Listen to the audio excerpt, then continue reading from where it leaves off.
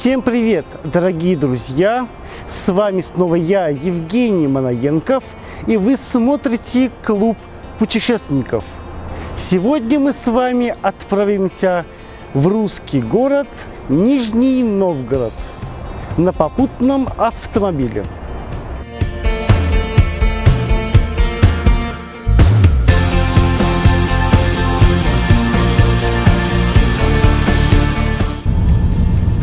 Стоимость поездки 1500 рублей. Ехать 5 часов.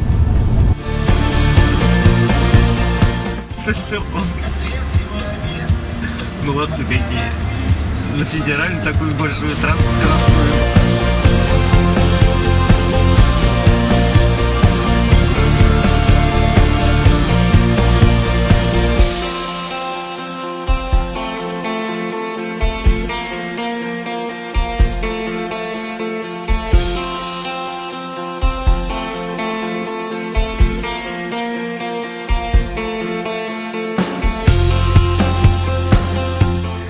Дорогие друзья, мы с вами прибыли в Нижний Новгород.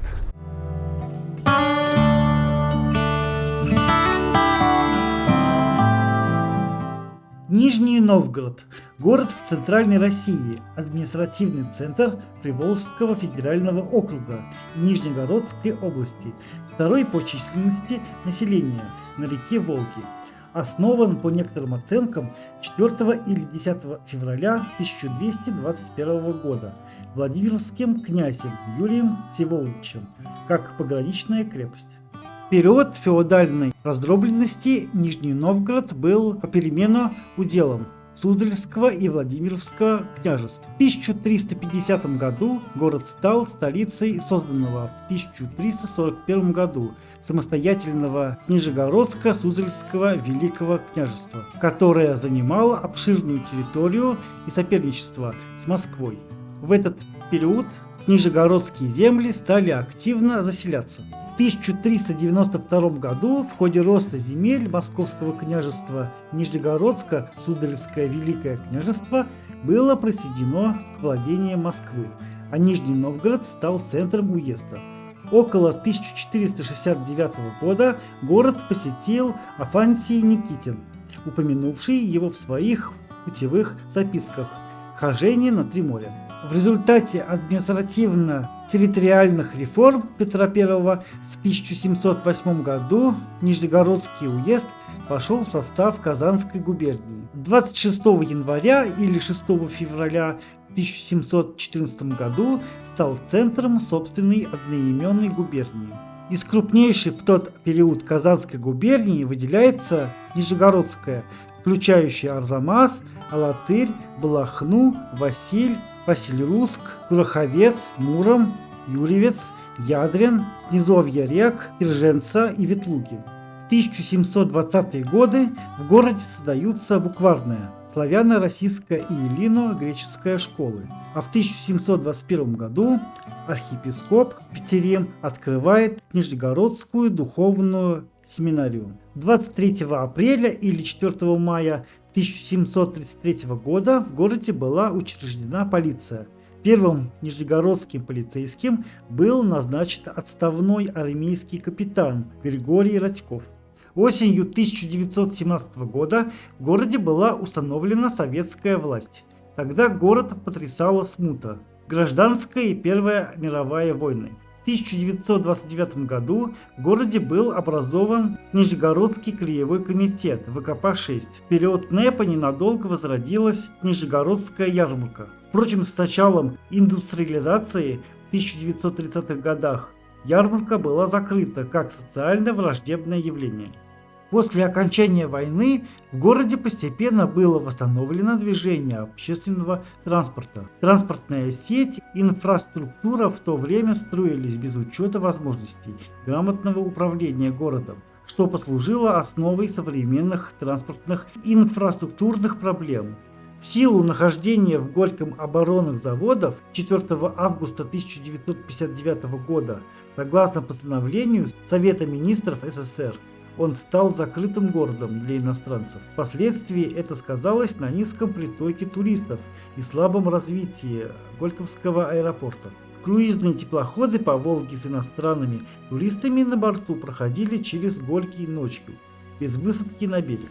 22 октября 1990 года город был переименован обратно в Нижний Новгород.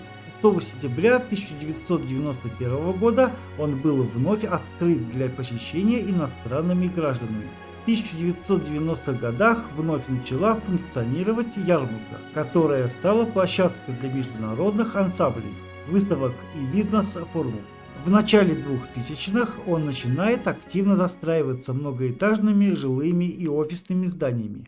При этом часто осуществляется точечная застройка, что постоянно привлекает внимание общественности. Нижний Новгород является крупнейшим центром речного круизного туризма в России. В 2016 году Владимир Путин открыл новый Нижегородский завод имени 70-летия победы концерна «Алмаз-Антей», занимающийся выпуском военной техники.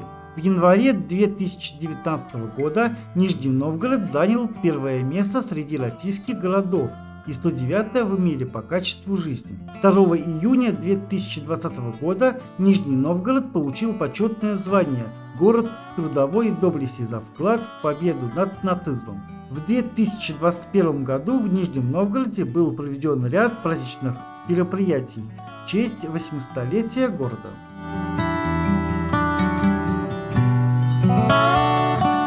Ну а сейчас мы отправимся в наши апартаменты.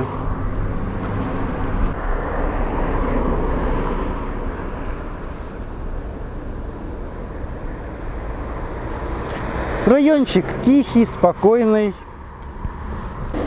Да, жара сегодня. Жесть. Какая здесь просторная детская площадка. Вот это наш дом.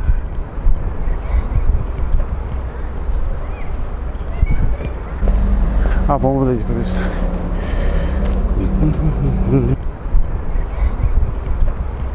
Поднимаемся, дорогие друзья, на 23 этаж.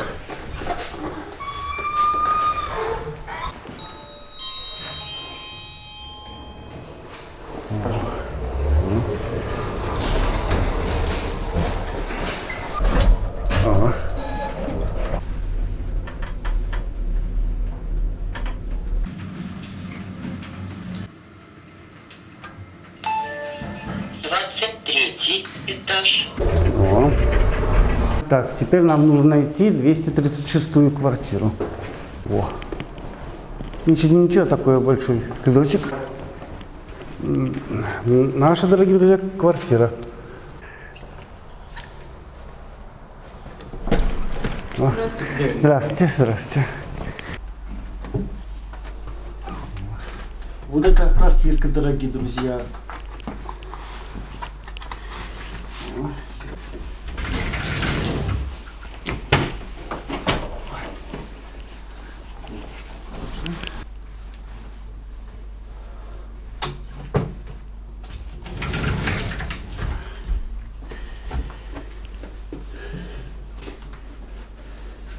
Ну что, сейчас пойдемте. Вау, ничего себе.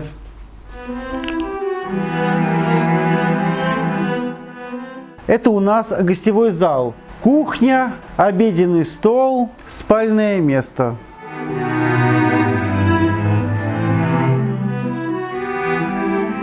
Такая красивая люстра.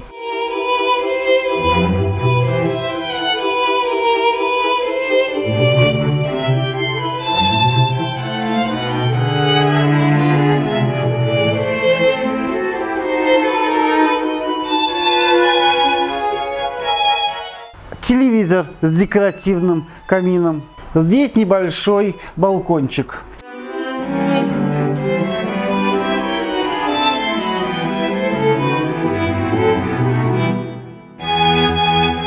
Это у нас ванная комната. Туалет, стиральная машинка и ванная с душем в таком историческом стиле. Вот, все, дорогие друзья. Если я собрался идти на бал. Вот, ну, если послушай, все. я готов, дорогие друзья, к маскараду.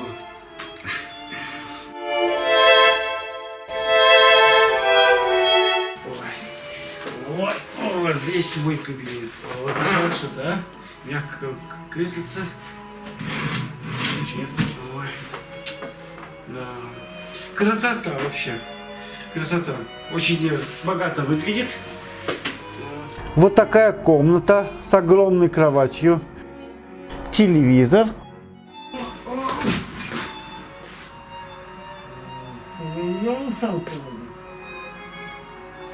Ой, я устал за руки. Ой, все.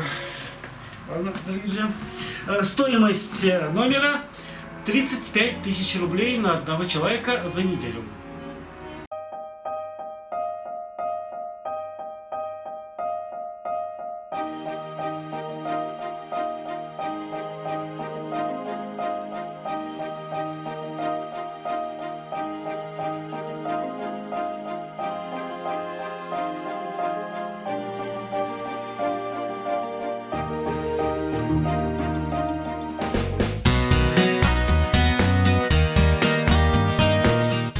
Дорогие друзья, а мы сейчас прогуляемся с вами на Большой Покровской улице Нижнего Новгорода.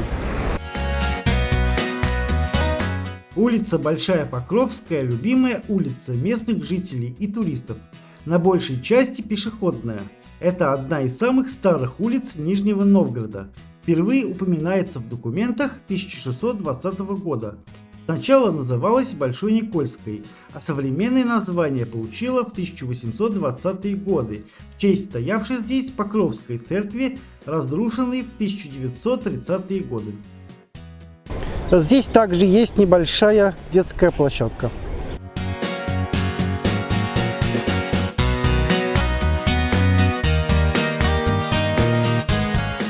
Улица начала формироваться в средние века. Тогда ее направление было задано дорогой на Москву. В пределах города она носила название Большой Никольской улицы по направлению к Никольским воротам Нового Острога. После визита императрицы Екатерины II был разработан новый регулярный план города, предусматривающий квартальную систему. В 1770 году направление улицы сменилось до Дмитровской башни Кремля, и в начале 1790-х годов улицу начали реконструировать. На плане города 1799 года на улице преобладали деревянные постройки. Например, на месте Нижегородского театра драмы располагались хозяйственные постройки усадьбы генерал-губернатора.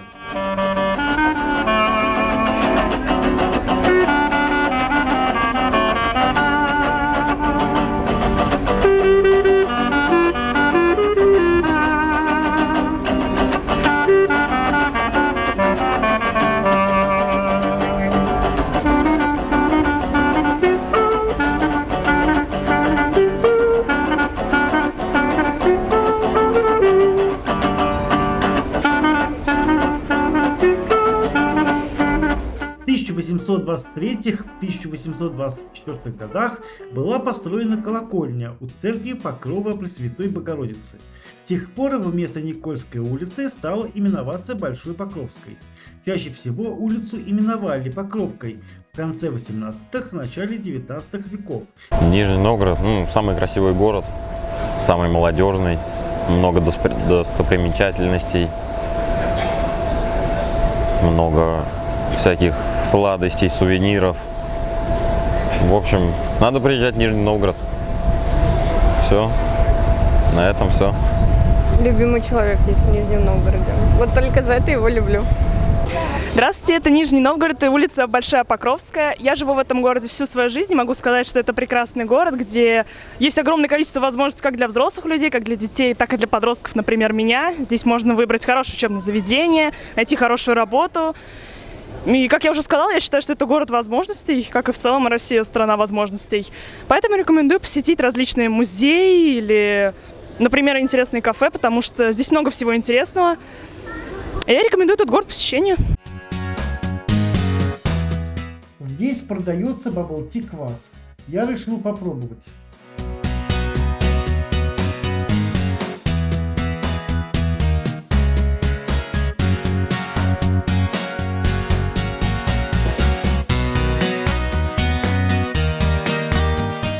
По мне вкус не очень, будто я пью чай, разбавленный с квасом. И пузырьки у этого бабл-ти кваса безвкусные. На улице стали строить каменные здания. С тех пор она стала главной улицей города и стала именоваться в народе Дворянской. Через Большую Покровскую проходила одна из первых трамвайных линий, запущенных к открытию Всероссийской промышленно-художественной выставки 1896 года. Сейчас трамвайная линия лишь пересекает улицу, но в память об этом факте в центре улицы установили несколько метров рельсов и макет трамвая. В 1896 году построен Николаевский театр, открытие которого было приурочено к началу Всероссийской выставки. 18 июля 1896 года его посетил император Николай II. Это Евгений Евстигнеев, великий русский актер, имя которого знают многие-многие, дети и взрослые, надеюсь, дети знают. Жил он в этом городе, начинал здесь работать как актер, не закончив даже театральное училище. Из-за расположения на ней усадеб, генералитета княжеских родов, наместника, вице-губернатора и других сановных чинов. Да, я тебя поцелую. Не целуйся, а то козлом станешь. В одном селе, может, в Калуге, а может, в Рязани, жил мальчик. В простой крестьянской семье, желтоволосый, с голубыми глазами. И вот стал он взрослым, к тому же поэт, хоть небольшой, но ухватистой силою. И какую-то женщину 40 с лишним лет называл скверной девочкой и своей милою. Черный человек, ты прескверный гость, эта слава давно про тебя разносится, я взбешен, разъярен, и летит моя трость прямо к морде его, в переносицу. Месяц умер, синеет в окошке рассвет. Ах ты ночь, что ты ночь наковеркала? Я в цилиндре стою, никого со мной нет. Я один и разбитое зеркало.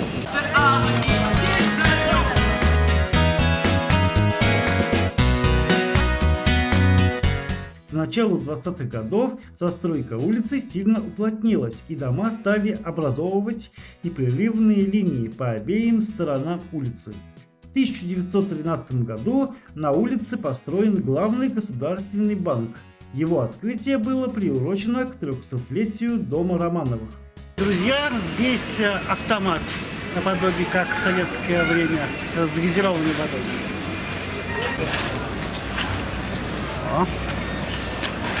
Да, мохито.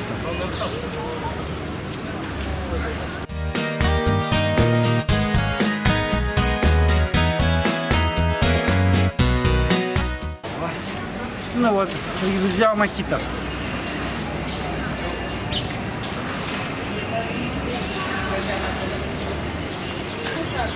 Вкусно, вкусно. После революции улица была переименована и стала носить имя революционера Якова Михайловича Свердлова и в народе именовалась просто Свердловской.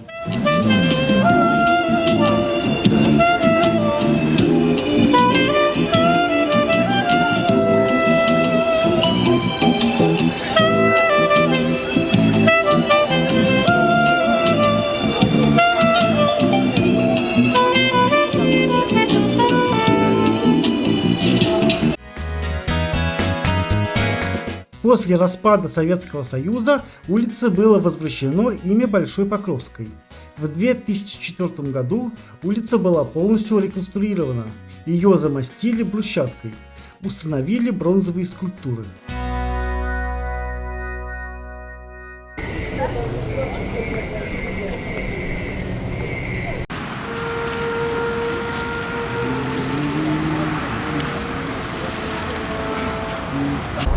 А здесь позади меня находится Нижегородский Кремль, который мы сейчас с вами посетим.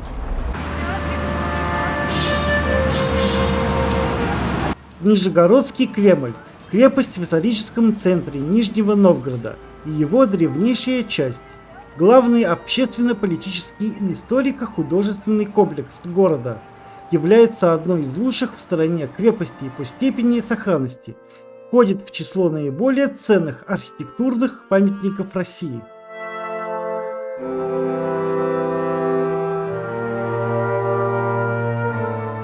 И сохранившийся до нашего времени Кремлей Нижегородский является вторым по площади и протяженности стен после Московского. Расположен на правом высоком берегу в месте слияния рек Волги и Оки. Северо-западная часть Кремля спускается почти к подножью склонов, юго-восточная выходит на площадь Минина и Пожарского, а юго-западная возвышается над глубоким Почаевским оврагом и Зеленским съездом.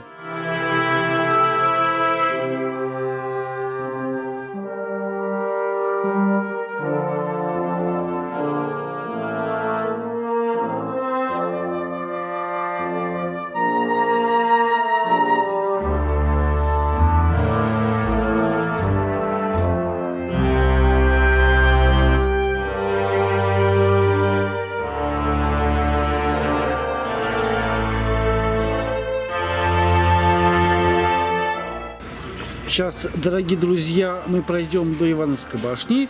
Стоимость 350 рублей с одного взрослого человека. И посмотрим, что внутри. Как выглядит Кремль изнутри.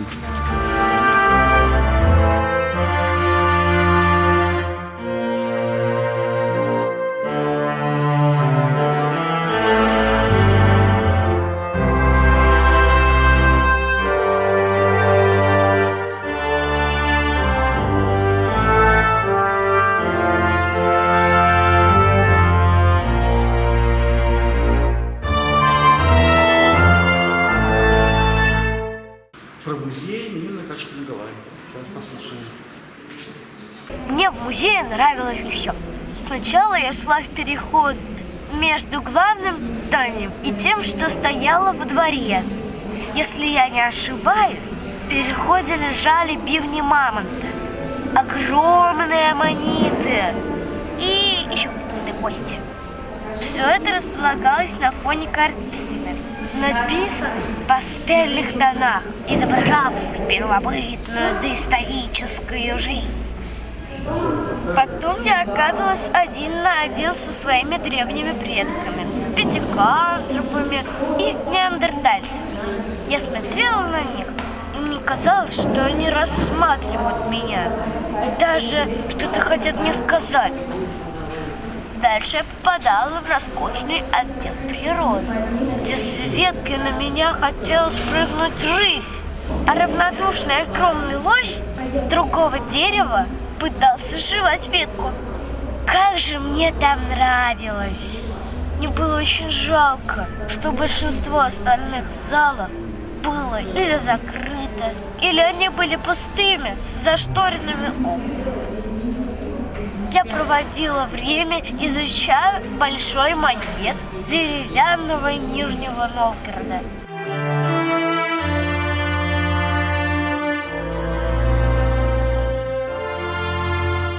Как свидетельствует летопись, в 1221 году великим князем Владимирским Юлием Всеволодовичем был основан Нижний Новгород, защитой которому служили деревянно-земляные укрепления.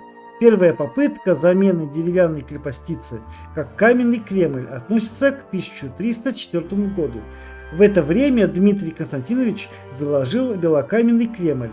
Однако из-за финансовых и политических проблем была построена только одна башня – Дмитровская, которая не сохранилась до наших дней. Современная Дмитровская башня была построена на 1,5 века позже, вместе со всем Кремлем. Дорогие друзья, сейчас я поднимусь наверх. Посмотрим, что находится там. На протяжении 200 лет Нижегородский Кремль, потеряв оборонное значение, медленно разрушался. Крепостные стены и башни без покрытия подвергались многократному промерзанию. Здесь, дорогие друзья, подземелье.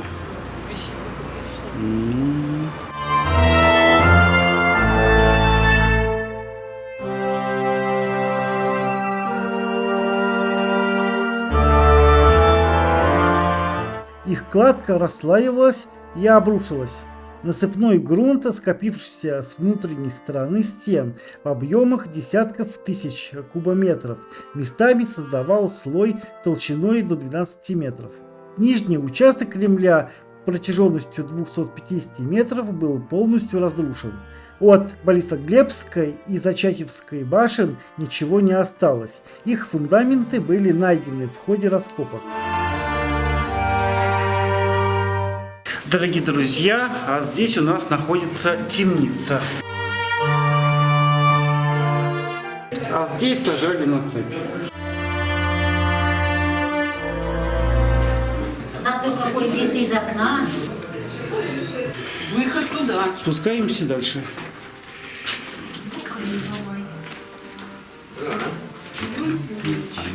Это последняя лестница, да. Выбрались из стены. Зайдем в музей. Подвиг народного единства. Отлично.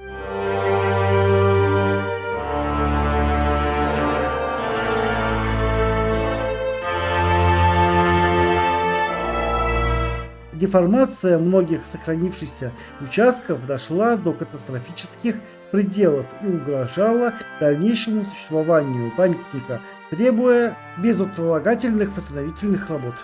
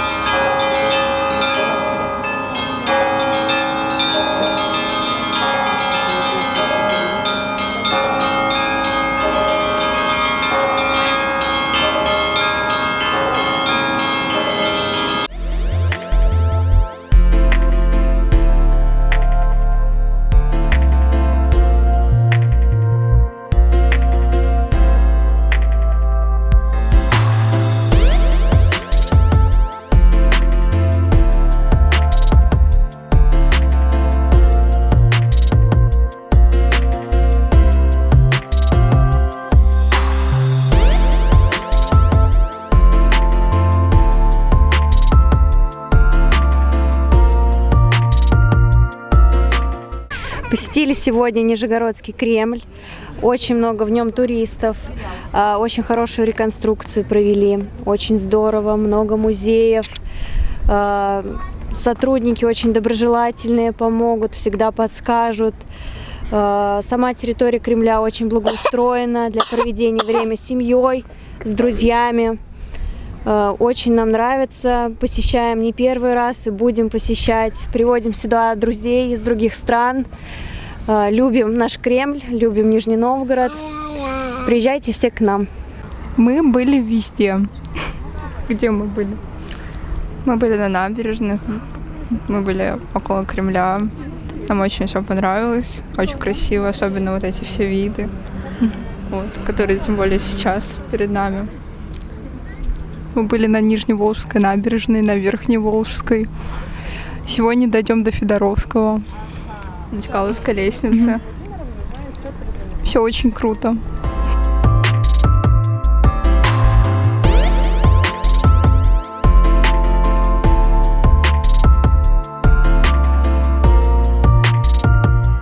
После распада Советского Союза в 1991 году реставрационные работы прекратились. Около 2005 года стена Кремля в нескольких местах дала опасные трещины. Кроме того, во многих местах кирпичная кладка осыпалась, покрылась мхом и лишайником. В том же 2005 году реставрация Кремля возобновилась. Однако не все было сделано на должном уровне. Имеются примеры интенсивных переделок, которые существенно исказили облик крепости.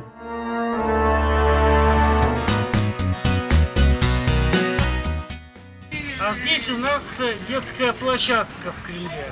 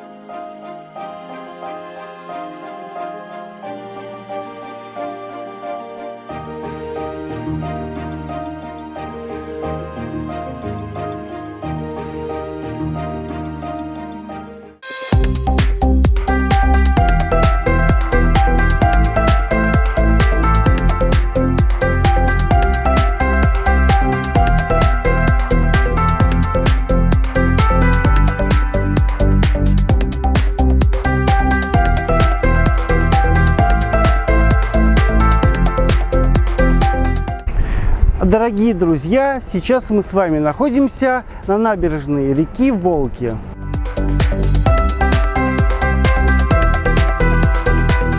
Набережная в историческом центре Нижнего Новгорода пролегает вдоль Волги от Казанского съезда на пересечении с улицей Красная Слобода до Коновинского моста. На ней расположены здания Волжского пароходства, бывший речной вокзал, Чкаловская лестница и множество памятников архитектуры. До 18 века вдоль набережной хаотично стояли деревянные дома местных купцов и ремесленников.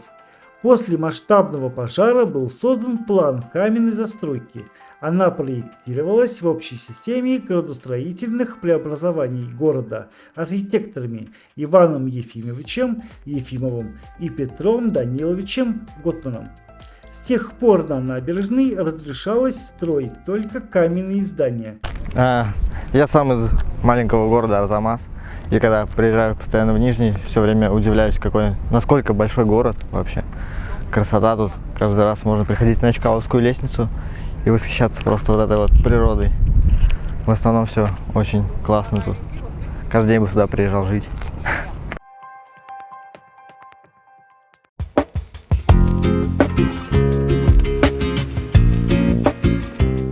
Дорогие друзья, мы находимся рядом с Чкаловской лестницей, на которую мы с вами сейчас поднимемся и посмотрим вид на набережную с высоты. Чкаловская лестница – монументальная лестница в историческом центре Нижнего Новгорода, соединяющая Верхневолжскую и Нижневолжскую набережные.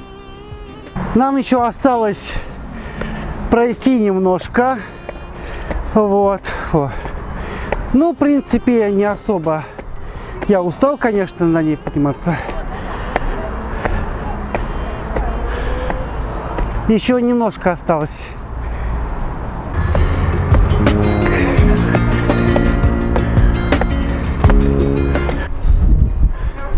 Вот мы почти поднялись. Чкаловская лестница считается визитной карточкой Нижнего Новгорода. Построена по проекту архитекторов Александра Яковлева, Льва Руднева и Владимира Мунца.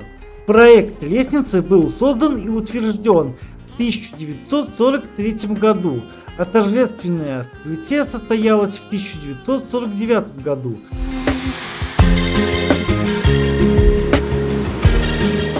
Здесь можно, кстати, посидеть, лавочки, как вы видите, отдохнуть и продолжить подъем. Отсюда открывается замечательный вид на реку Волгу. Официально лестница получила именование «Волжская». На одной из ее подпорных стенок была установлена металлическая доска с надписью «Волжская лестница 1949 года». Тем не менее, официальное название не прижилось, и его в 1980-х годах вытеснила народная Чкаловская лестница по расположенному в верхней части сооружения памятнику летчику Валерию Павловичу Чкалову.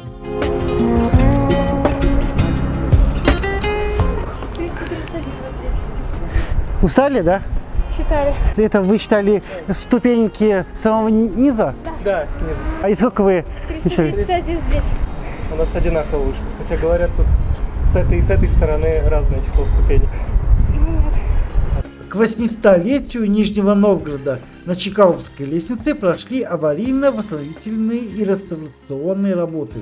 Лестница начинается от смотровой площадки у памятника Валерию Чкалову, рядом с Георгиевской башней Кремля. Построена лестница в виде восьмерки. Поднялся я наверх, и посмотрите, дорогие друзья, какой замечательный вид открывается сверху Чкаловской лестницы. В местах пересечений боковых спусков Есть смотровые площадки. С Чкаловской лестницы открывается вид на Волгу, Стрелку, берег города Бор. А на Нижневолжской набережной лестница проводит к памятнику «Катер-герой». Нам очень здесь нравится. Замечательный город, погода не подвела, очень тепло, можно пойти купаться. Замечательная инфраструктура, город развит. Вот. Вчера посетили с детьми зоопарк Лимпопон. Нам очень понравилось. Там провели больше половину дня. Вот сегодня решили выбраться в центр, прогуляться тоже, все очень понравилось. Сейчас пойдем по Чкаловской лестнице. Да, мы уже здесь второй раз, я думаю, не последний. Город большой, есть что посмотреть, приезжайте. Ну а сейчас мы с вами отправляемся дальше.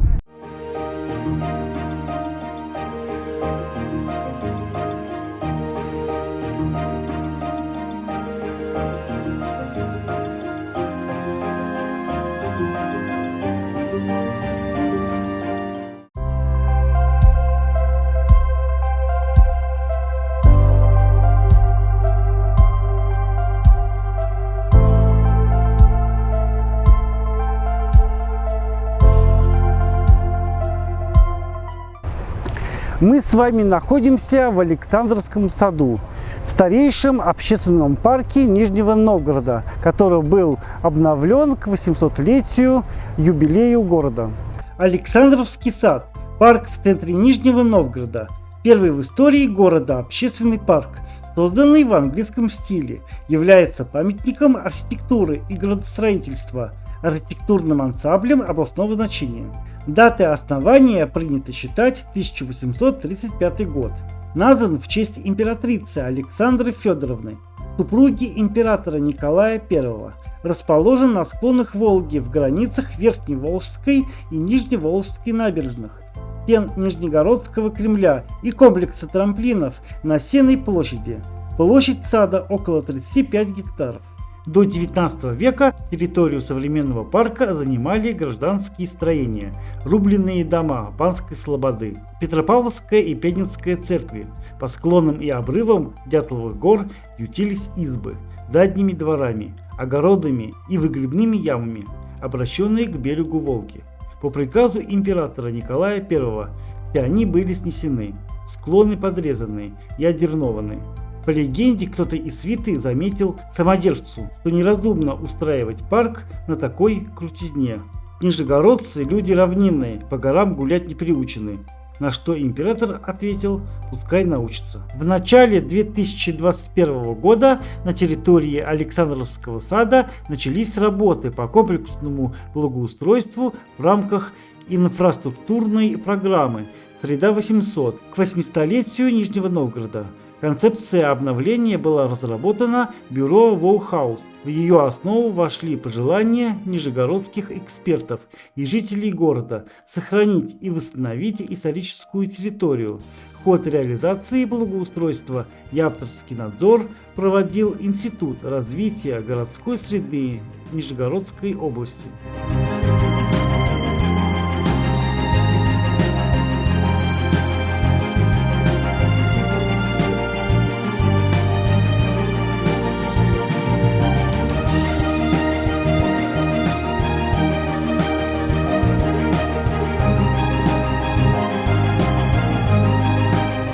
А сейчас мы с вами прокатимся на канатной дороге. Приобрел билет на канатную дорогу. Стоимость билета 150 рублей, один взрослый.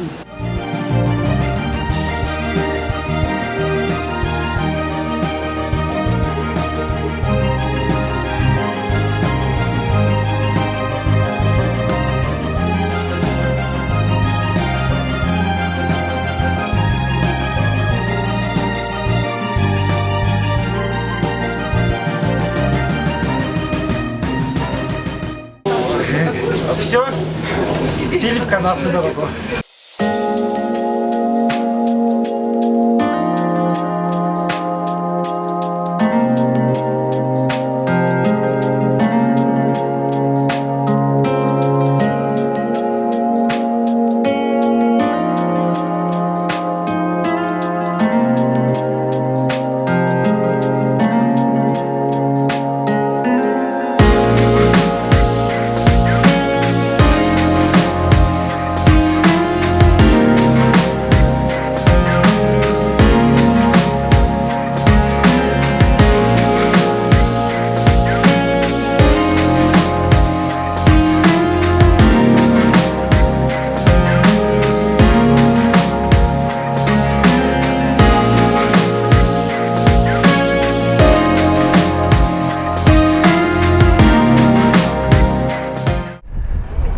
Прокатились мы с вами на канатной дороге и оказались в другой части. Здесь обычные жилые районы. Здесь, кстати, людей намного меньше.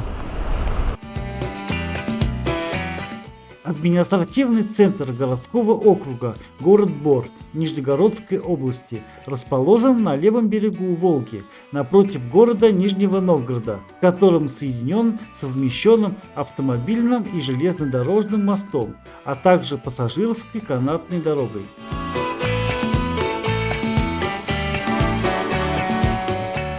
Мы сейчас с вами находимся на площади Победы, аллеи Славы. Если вы прокатились на канатной дороге Нижегородская-Борская, то не спешите ехать обратно.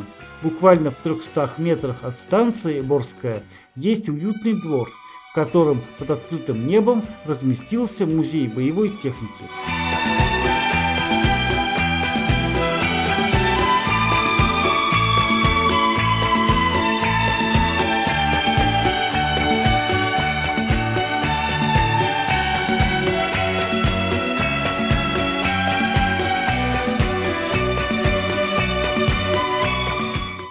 В этом городе жить очень прекрасно большим семьям, потому что здесь есть где погулять с детьми, есть как провести время.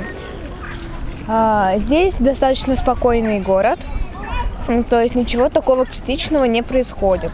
И есть очень хороший семейный парк. И скоро будет еще один около канатки.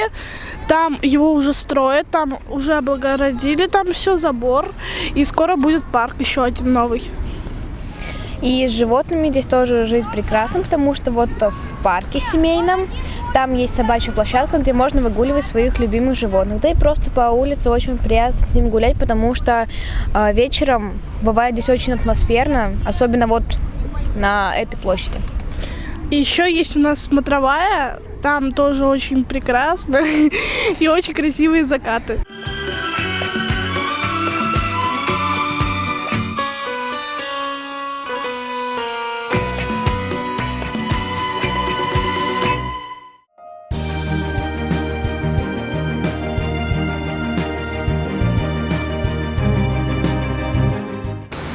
А сейчас, дорогие друзья, мы с вами прокатимся на колесе обозрения. Колесо Нино. Стоимость билета 450, один взрослый.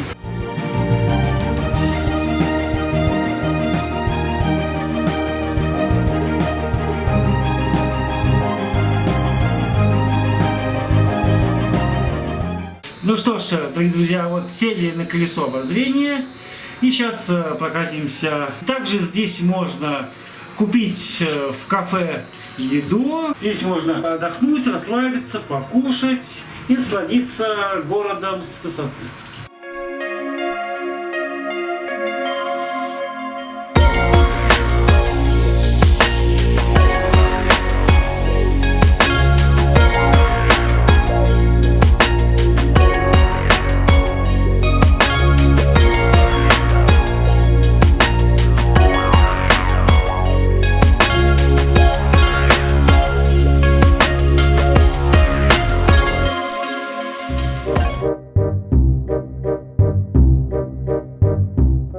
А сейчас у меня обед, и я решил подкрепиться в ресторане.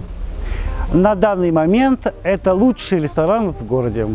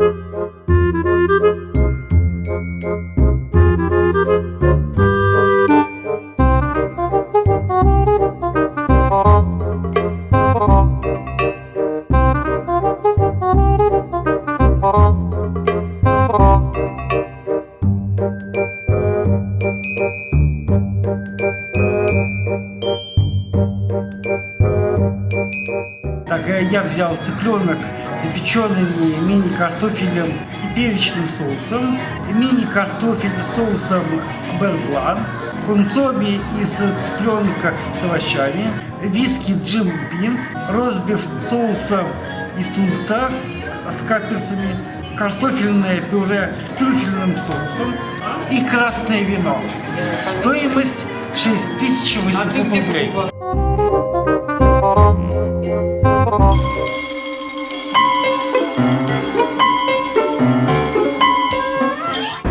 Также в Нижнем Новгороде для детей есть зоопарк Лимпопо. Вход 1101 взрослый. Остальные цены вы можете узнать на сайте зоопарка. Зоопарк Лимпопо – первый частный зоопарк в России, расположенный в Сормовском районе Нижнего Новгорода, на юго-западной окраине Сормовского парка культуры и отдыха. Он был основан в 2003 году Владимиром Герасичкиным и стал вторым на территории Нижнего Новгорода после зоопарка Мишутка в парке Швейцария, который открылся на 8 лет ранее.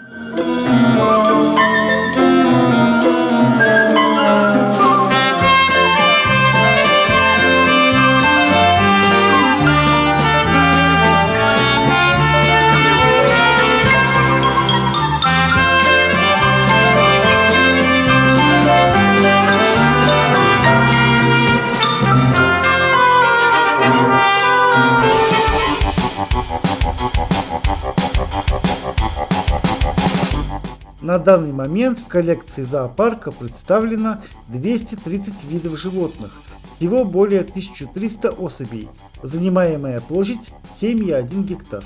Питомцы зоопарка обитают на 2 площадках. На территории зоопарка проходят общегородские и районные праздники. Ежегодно проводится акция «Посади свое дерево». Празднуется День защиты животных. Отмечаются дни рождения крупных зверей. Имена новорожденным животным зачастую дают нижегородцы, принимающие участие в тематических конкурсах.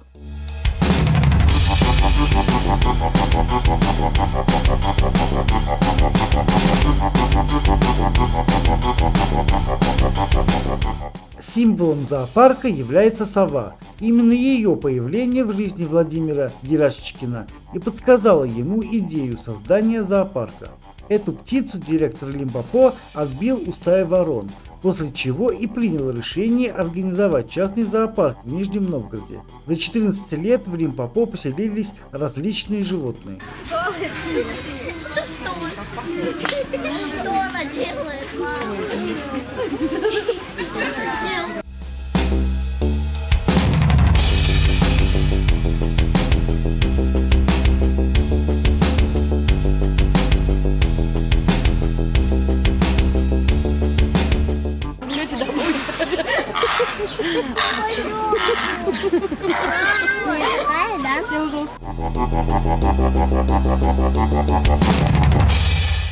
Коллекция животных в Лимпопо пополняется не только за счет средств самого зоопарка, но и благодаря меценатам. Так зоопарку были подарены рыси, африканские страусы, зубры, японские макаки, соболь и тигр.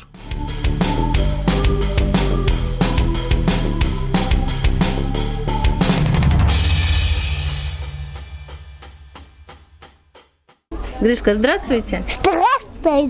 Скажи, мне очень нравится зоопарк, скажи. Скажи, нравится тебе зоопарк, Гриш? Нравится. А что ты тут видел? Расскажи, каких ты животных видел, Гриш? Мне в парк. Мне в парк. Отличный зоопарк, нам все очень нравится. Здесь все очень ухожено, красиво. Очень много экзотичных, интересных зверей. Приходите, всем советуем, рекомендуем.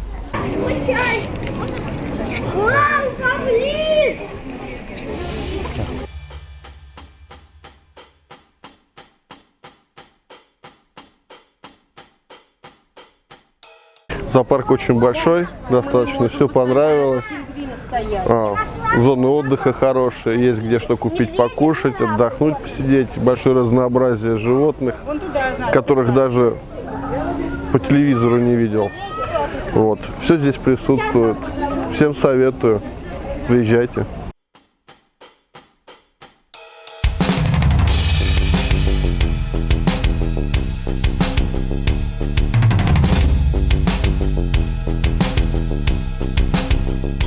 Очень прикольный зоопарк, много животных.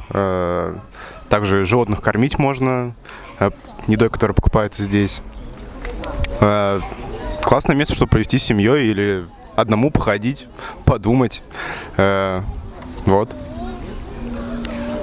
Да, нам очень понравился зоопарк, очень здорово, очень много для детей. Плюсы, что есть для детей площадки отдельные, где им можно поиграть, на качельках покататься, попрыгать, поотвлекать их, вообще замечательно. Что хочется добавить, вот лично от себя, именно точки с едой, где будет полноценная еда, не перекус, там булочки, всякое такое, а что-то более существенное, потому что очень много с маленькими детками, и готовы прям платить любые деньги, лишь бы детей как бы накормить, и что-то было более такое съедобное. Посетили зоопарк. Сам по себе зоопарк неплохой, но здесь очень мало животных, в 2 раза меньше половины. Плюс здесь нету ни кафешек, только чисто закусочные, сладости одни. Еще здесь продаются декоративные животные, кролики, но никогда без документов официальных животных не покупайте. Ну а мы сейчас отправляемся дальше.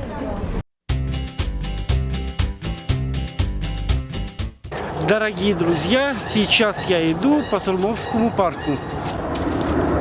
Ну, давайте посмотрим, что здесь можно посмотреть. Сормовский парк культуры и отдыха. Парк в Нижнем Новгороде, расположенный на границе Сормовского и Московского районов.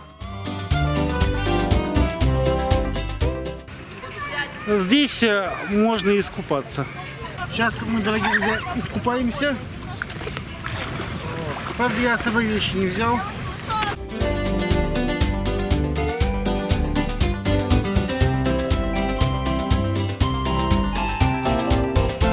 Его ограничивают бульвар Юбилейный, улица Ярошенко, улица Черняховского и улица Красных Зорь.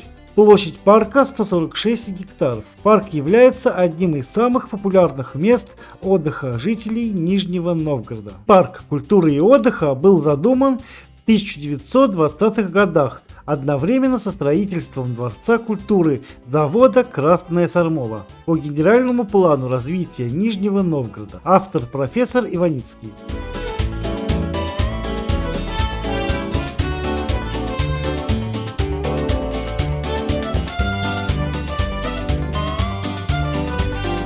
Вода теплая, но это какой-то лягушатник. Там вообще нету глубины. Сейчас я просохну, вот, и мы отправимся дальше. Вот, а пока можно загорать.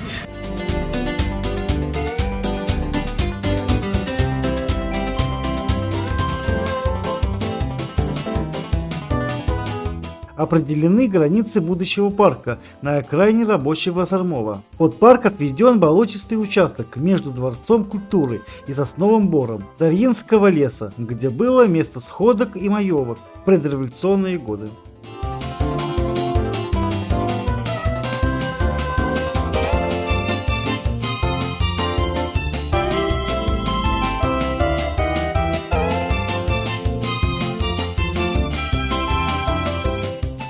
Отдыхать, в принципе, вообще офигенно, вот офигенно. Но хотелось бы, чтобы наш парк немножко облагородили, правда, облагородили, потому что наш парк просто безобразный по сравнению... Создать собачью площадку на парке. Ну, вообще, в принципе, нужно облагородить наш парк. Столько места, столько вместимости, но можно легко это все сделать. Просто никто не хочет вкладываться, не знаю почему. Вот, не знаю почему, но реально можно это все сделать. А так, отдыхать здесь просто супер. Лайк. Заложен в 1933 году. Архитекторы парка Шервинский, Залесская. Окончательный проект парка был принят на заседании Президиума Сормовского райсовета в марте 1934 года. Согласно ему, на первоначально выделенном участке под парк, представленном болотистой поймой реки Параши, Сосновым бором, Дарьинского леса и высоковольтной линии Балахна-Горький, создавался единый ландшафтный комплекс. В строительстве парка принимали участие рабочие заводов «Красная Сормова» имени Орджоникидзе, «Нефтегаз», машиностроительного завода. Вся работа велась на общественных началах. Открытие парка состоялось в 1935 году. Парк имел регулярную планировку, которая сохранилась в центральной его части и сегодня. В советское время в Сормовском парке размещались культурные и увеселительные прогулки. С момента открытия и вплоть до конца 1970-х годов парк носил имя Жданова.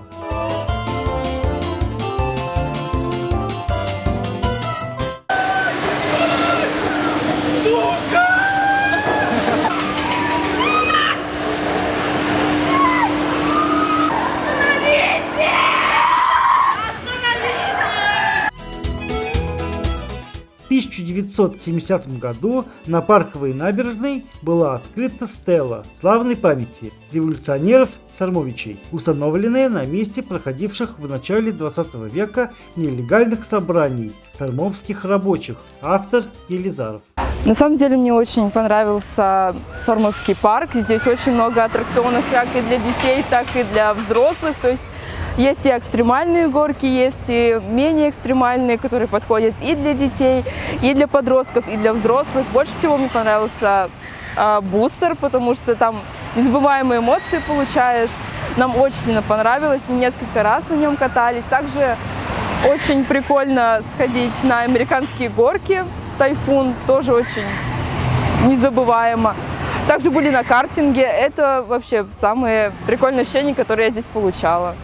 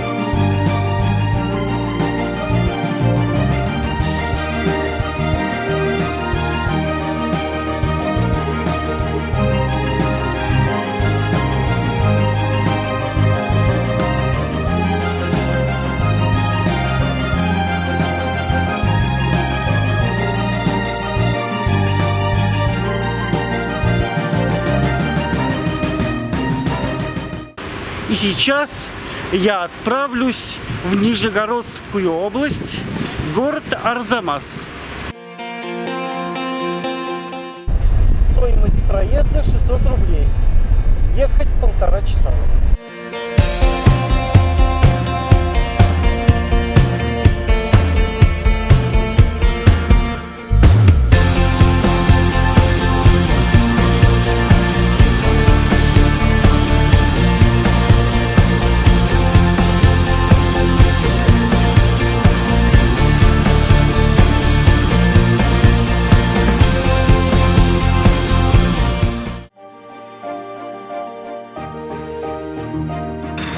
Дорогие друзья, а сейчас время пообедать. Сейчас мы идем в Рио, там сказали бизнес-ланч. Вкусно и недорого.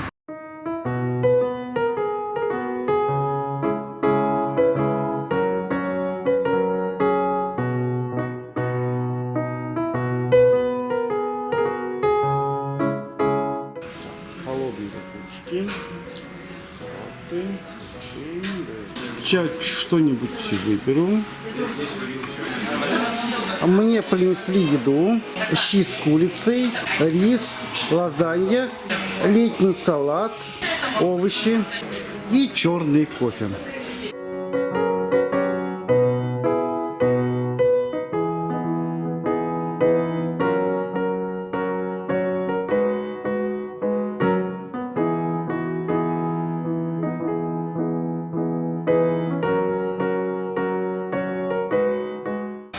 А сейчас продолжаем осмотр города.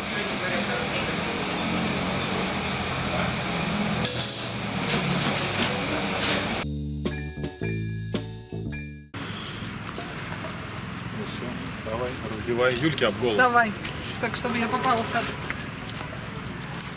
Опа. Все. Оно не случилось? Все разлетелось, да. А теперь я. Теперь ты. Мы там попадаем? Не в это? Скажешь, когда хватит? Долго надо, что ли? Ну давай. Прям стукать? Да, стукай. Блин, а я тоже вся в листочках? Ты тоже вся в листочках. Нет, я не в листочках. А вот ты да. Но может я тоже в листочках.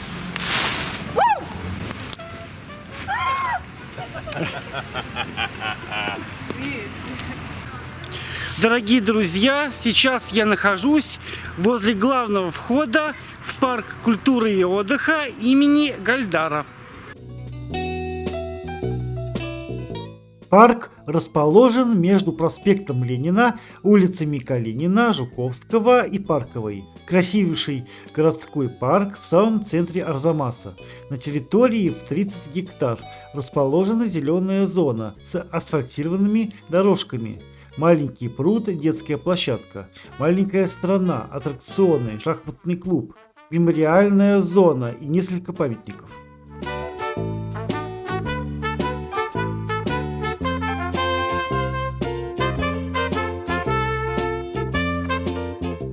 Вот мы живем в городе, здесь все хорошо. Мы каждый день рыбачим в парке Гайдара на вот этом пруду. Мы ловим всегда либо на палках с крючками, с леской. Мы сами делаем поплавки и ловим. Город Арзамас очень привлекательный, много всех аттракционов. Здесь мы ловим рыбу каждый день. У меня очень хорошее впечатление об этом парке. Нам нравится каждый день ловить здесь рыбу на этом пруду. Здесь вы видите желание детей. Раньше на территории нынешнего парка располагалось Всесвятское кладбище, предназначенное для верхней части города. Церковь здесь была построена в 1796-1797 годах усердием благочестивого купца Сергея Ивановича Куракина. Весной 1957 года по распоряжению горисполкома города Арзамаса была создана новая организация Арзамасский городской парк культуры и отдыха. Разработкой проекта занимались работники проектного института Власова-Бажанова. Тяжелый камень. 14 июня 1959 года состоялся городской праздник песни. Интерес к истории города, творчеству Гайдара сподвиг назвать парк, назвать имени писателя и поставить ему памятник. Торжественное открытие монумента Гайдара состоялось 19 июня 1960 года. Здесь также имеется дендрарий. Основная достопримечательность парка – дендрарий, занимающий треть всей территории парка. Ой, дорогие друзья, как же здесь хорошо, чудненько. Дендрарий, основанный в 1949 году лесным техникумом с учебно-опытной целью. Какой же здесь воздух. Ой, красота.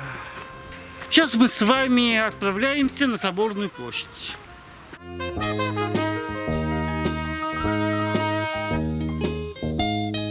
В отведенной дендрарию зоне произрастают более 100 видов деревьев и кустарников, привезенных из Азии, Западной Европы, Австралии и Северной Америки. Дендрологическая флора растет, цветет, а многие из экзотических растений и успешно плодоносят. Также тут есть экстрим-парк.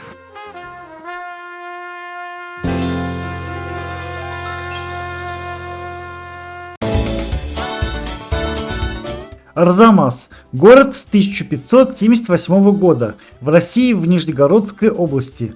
Город областного значения, центр городского округа города Арзамаса. Находится в 112 километров к югу от областного центра города Нижнего Новгорода. С 2023 года входит в перечень исторических поселений, имеющих особое значение для истории и культуры Российской Федерации. В 17 веке гарнизон Арзамасской крепости принимал участие в подавлении восстания Степана Разина. С 17 века Арзамас приобретает значение важного транзитного пункта на пути из Москвы в юго-восточные районы страны. В это время формируется торгово-ремесленная часть города. В России Арзамас был знаменит местным сортом лука и породой гусей. Известен был Арзамас также выделкой кожи и кожевенных изделий. Знаменитая арзамасская юфть вывозила в Англию, Францию, Германию.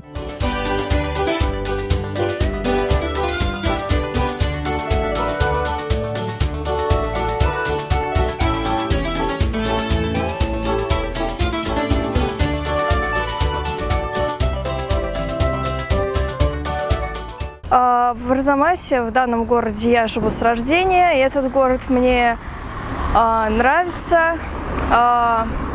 Приезжаю сюда из дома и гуляю. Красивый вид на смотровой площадке. Также напротив меня стоит данное медицинское учреждение, то есть медицинский колледж, в котором я проучилась 3 года. Все очень нравится. Советую вам приезжать сюда и учиться, и гулять.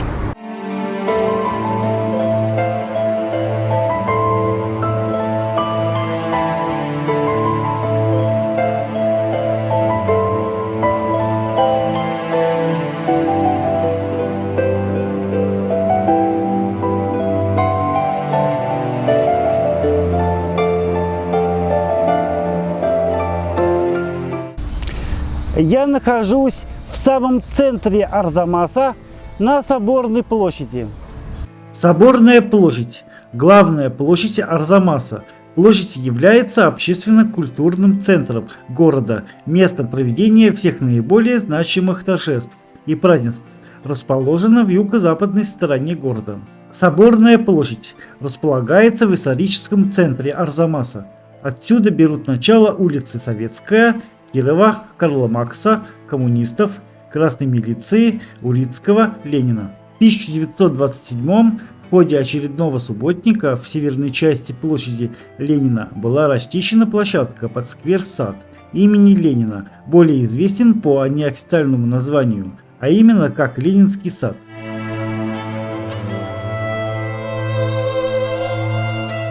Здесь, дорогие друзья, смотровая площадка. Посмотрите, какой вид открывается на город. А вдалеке у нас Духовская церковь.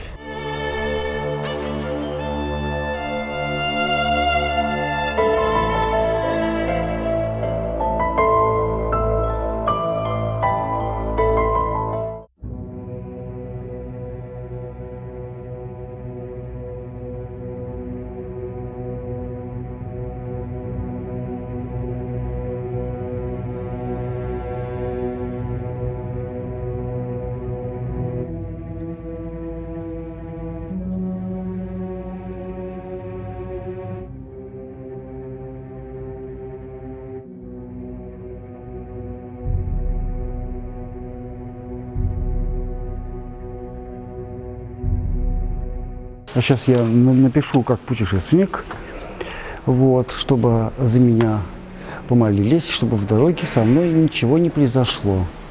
Стоимость 25 рублей. Сейчас я напишу и имена всей семьи.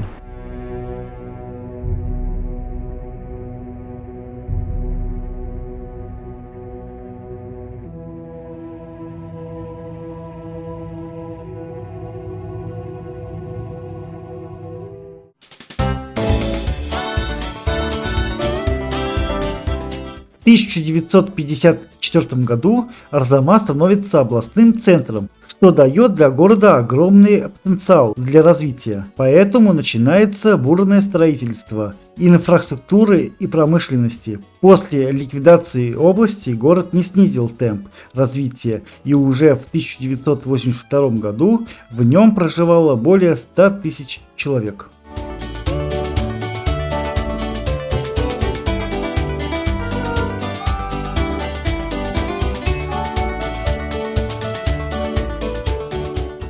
Арзамас очень культурный город, в нем много развлечений. Ходим в парк, на площадь, много чем занимаемся здесь. В Арзамасе красивая площадь, все культурно и облагорожено.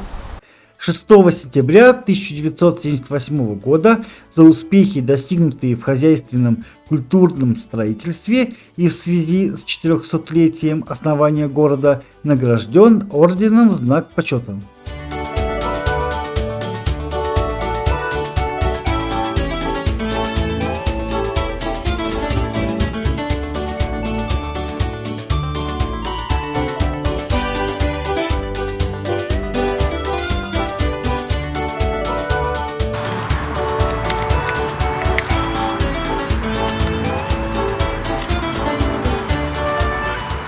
Кислый. Арзамас – это город мечты. Здесь очень много красот и разных церквей. Приезжала одна знаменитая личность в Арзамасе, в старые века, в древние. И он сказал, это город церквей. Арзамас очень красивый город. Здесь очень много, после реставрации Карла Маркса, очень старые улицы.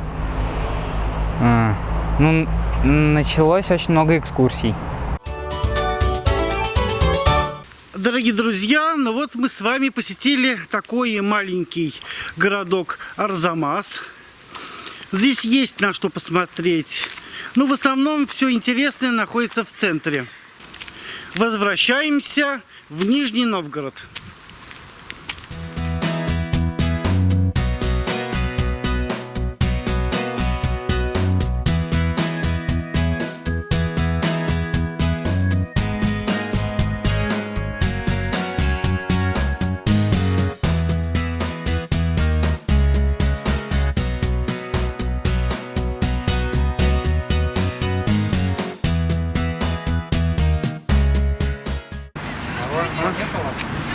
Купил мороженое, дорогие друзья.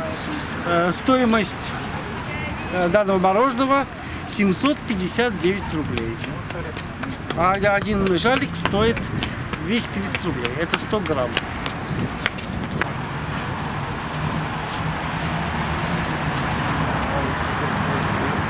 Вкусно.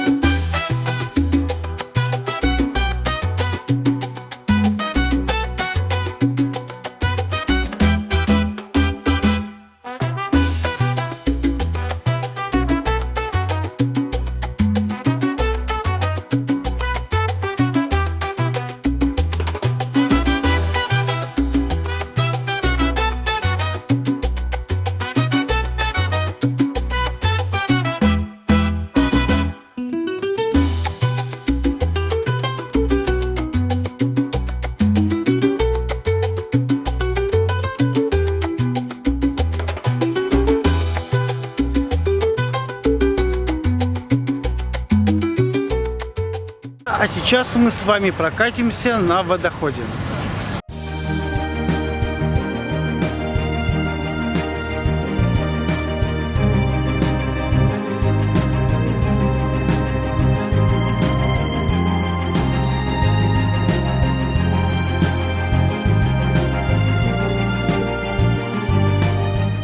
Ну что ж, сейчас мы прокатимся на экоходе. Ни разу не катался.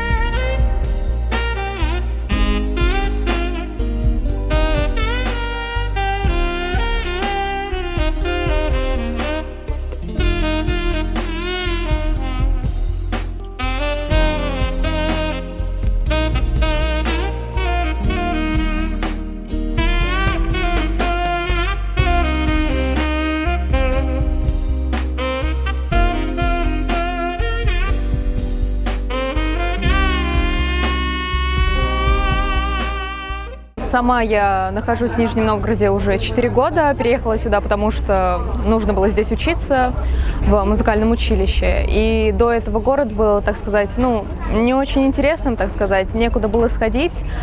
Но за эти 4 года Нижний Новгород переобразовался и в лучшую сторону. Во-первых, можно сходить в филармонию, можно сходить в консерватории, также здесь в городе есть множество галерей, где можно посмотреть различные картины на ваш вкус и цвет. Есть также Арсенал, где необычные выставки проходят 21 века.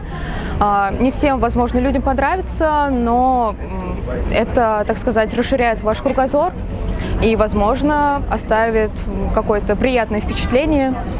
На самом деле в Нижнем Новгороде можно сходить куда угодно, уже все есть в интернете, и поэтому, если вдруг заинтересуетесь, интернет вам помощь.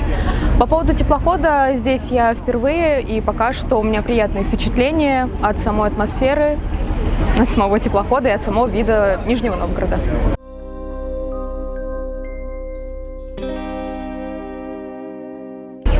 Дорогие друзья, вот наш выпуск с Нижнего Новгорода подошел к концу. Вы смотрели «Клуб путешественников», а с вами был, как всегда, я, Евгений Маноенков. Я завершаю выпуск с экоходом. Всем пока-пока и до встречи в новых путешествиях.